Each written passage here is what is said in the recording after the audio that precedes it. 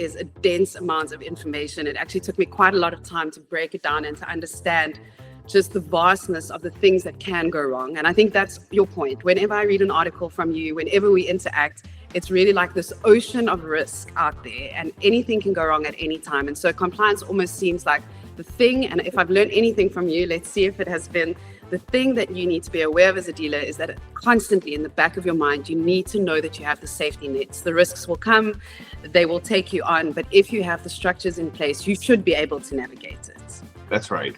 Good job. Great.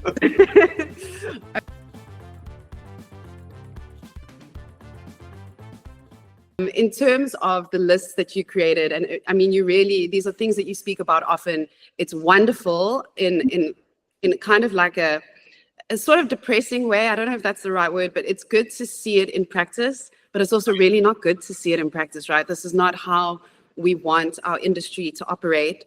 But for as many bad apples, there are several good apples. And I think the opportunity to look at this from a learning perspective or from a place of wanting to do better, which I know is also really part of your business strategy and how you brand everything that you do, is let's talk a little bit about junk fees and deceptive pricing. Junk fees, if you've ever bought anything on Live Nation or Ticketmaster, and the ticket is $100, and by the time you check out, it's $170, that's a junk fee.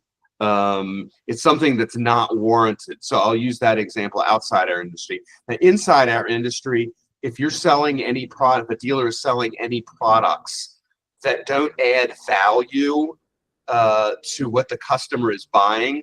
For example, one example the FTC uses all the time is selling nitrogen in the tires, which there's no such thing, or they may be putting some nitrogen in, but it doesn't matter, and there's no benefit for the customer. So if you're selling those kinds of products that have no benefit at all, that's when it's considered a junk fee. Deceptive pricing can take on all kinds of different forms and formats. For example, if you stack rebates in the wrong way. So what does that mean? That means if you show a trade-in, a $500 credit for a trade-in, and also a first-time buyer allowance, right? You can't have both. If you're a first-time buyer, you're not going to have a trade-in. So to show the reduction of the price, that's called rebate stacking. You can't do that. So that would be deceptive, right? The rebates that you show on any vehicle should be the rebates that most people could get if they come in and try to buy a car. So otherwise, you shouldn't have all these rebates stacked on top of each other. Deceptive pricing can also be, you show the car for $10,000. The customer comes in and says, "Hi, I'd like to buy this car at $10,000."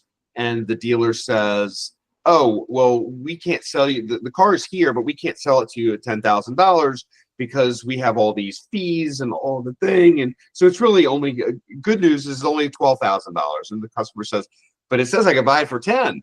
And they said, "Well, no, you really can't buy it for 10. You can buy it for 12. That's deceptive too.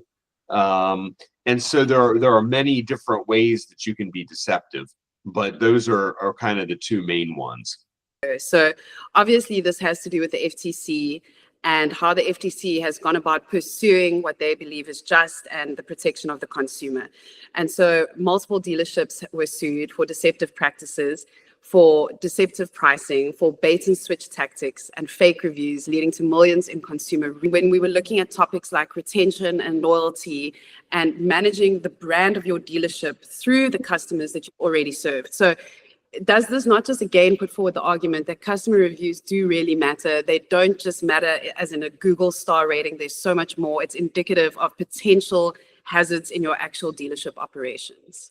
Yeah, I mean, so the article you're talking about, which is also a chapter in my book, shameless plug, is it's called astroturfing. And yes, astroturfing is when you're creating fake reviews of people who aren't really customers. This is one example, there are more.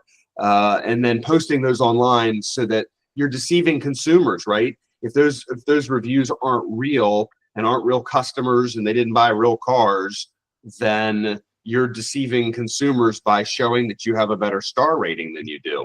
And the FTC has said that that's no bueno.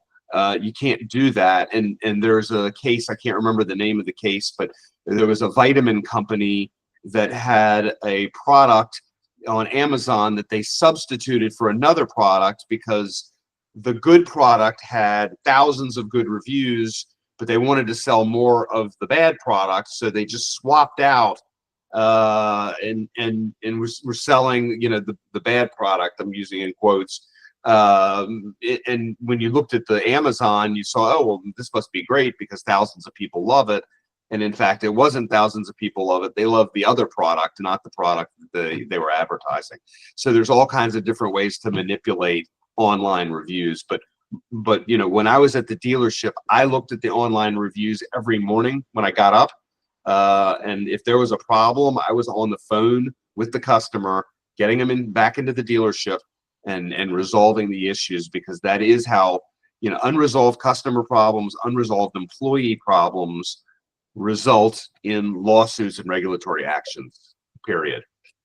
All the content you've consumed in the last year, of all the press releases you've read, which case stands out to you the most? I hesitate to say, what is your favorite case? Probably say the Leader Automotive case, only because the fine was $20 million. It's just, it's the most amount of money ever levied against a car dealer for a fine.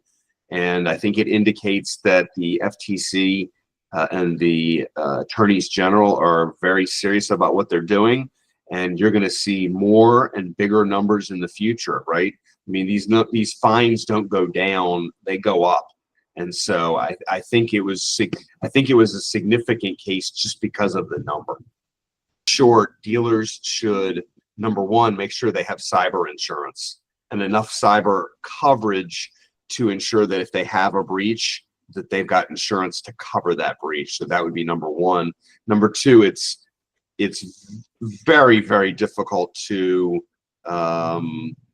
fortify yourself enough that you're not vulnerable at all. There's a lot of things you can do to make it harder for the bad guys to get to you, because if you're an easy target and you don't have anything or any, you know, and you're not complying with the GLBA, then you're going to be an easy target. And so be prepared for that.